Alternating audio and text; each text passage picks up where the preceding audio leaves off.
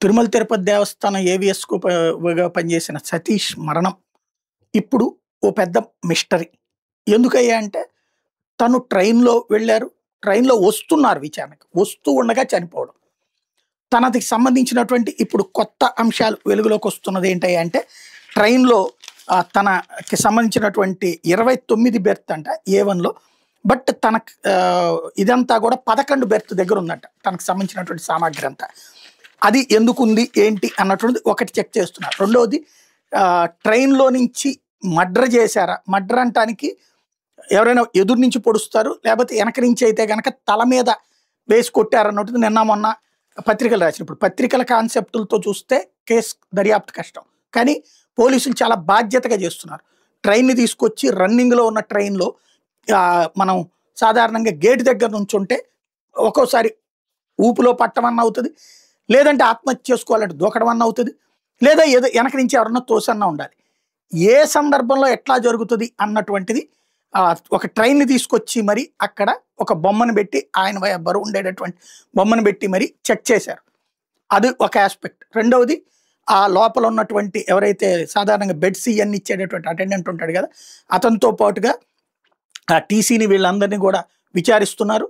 తను అందులో అయితే వాస్తవంగా ఇందులో 3 కోణాలు ఉంటుంది. ఒకటి ప్రమాదవశాత్తు పట్టడం.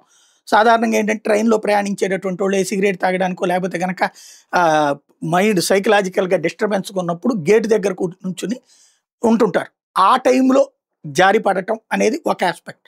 అది ఏ మద్యం మత్తులోనూ ఉంటేనే సాధ్యమవుతుంది తప్పించి ఊరికినే జారి పడరు. కాబట్టి అదేంటి అన్నటువంటిది ఒకటి తేల్చాలి. రెండవది ఎవరన్నా తొయ్యటం. తోస్తే ముందుకి ఇలా పడతాం. ఆ పడినప్పుడు వేరే ట్రైన్ ఎక్కడం ఇట్లా జరగాలి. అప్పుడు పడినప్పుడు ఈ గాయాలు విపరీతంగా అవుతాయి. బ్రతికినే ఉంటారు. లేదా ఏ తలకో ఇక్కడో తగిలితే గనక చచ్చిపోతారు. కాబట్టి అట్లాంటిది ఏంటి అన్నటువంటిది. మూడోది వచ్చేటప్పటికి తల మీదన కొట్టి తొయ్యటం. అప్పుడు ట్రైన్‌లో బ్లడ్ స్టెయిన్స్ ఉండాలి. తల మీదనే ఇప్పుడు ఏదో గొడ్డలతో వేశారు అన్నటువంటి కోణంలో నిన్న మొన్న పత్రికల్లో రాసుకొచ్చారు. అది నిజమైతే బ్లడ్ స్టెయిన్స్ ట్రైన్‌లో ఉండాలి. ట్రైన్‌లో లేవు అంటే కాదు. లేదా అప్పుడు అక్కడ దిగితే చెయ్యాలి. అక్కడ బండి ఆగలేదు. అది కనబడుతుంది. ఇంకోటి ఆయన ఆ టైంలో ఫోన్లు చేశారు ఇంటికి. భార్య ఫోన్ ఎత్తలేదు. తర్వాత ఇట్లాగా ఇబ్బందిగా ఉంది అన్నటువంటి మెసేజ్ పెట్టారు. అంటే ఆరోగ్యపరంగా ఏదన్నా ఉందా? అందుకని గాలి కోసమని అక్కడ ఉంటే జరిగిందా? ఇవన్నీ తేల్చాలి.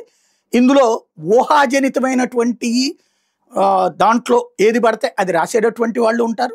పోలీసులు ఒక సమగ్రమైనటువంటి విచారణ విత్ నివేదికల ద్వారా చెక్ చేస్తున్నారు. చాలా బాధ్యతాయుతంగానే చేస్తున్నారు టెక్నికల్ ఎవిడెన్సెస్తో పాటు.